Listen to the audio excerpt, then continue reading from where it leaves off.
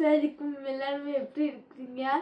இன்னைக்கு நாங்கள் நாகூர் உள்ள ஸ்பெஷல் 5 கறி சோறு உள்ள வெள்ளை குருமா செய்ய போகிறோம்.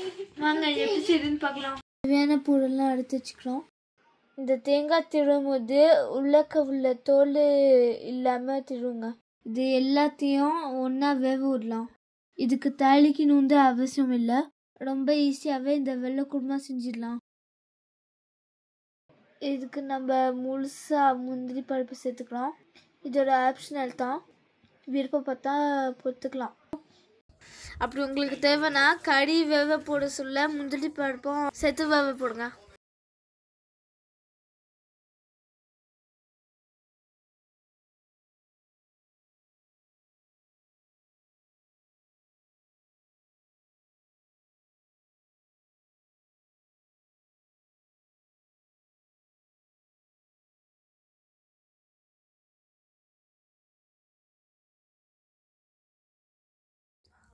கொஞ்சமாக தண்ணி ஊற்றி தேவையான அளவு உப்பு போட்டு வேக வச்சிடலாம்.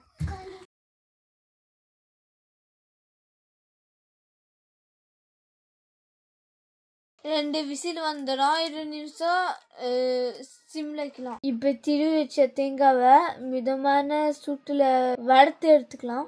இதோட நம்ம எடுத்து வச்ச முந்திரியும் வெள்ளை மிளகும் ஆட் பண்ணிக்கலாம். இப்போ நல்லா அரைச்சி எடுத்துட்டோம்.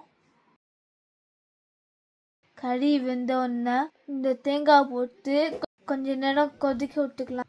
அது நல்லா திணிங்கி வந்துடும். பாருங்க, இந்த மாதிரி இருக்கும். இப்போ நம்மளுக்கு குருமா ரெடி ஆச்சு.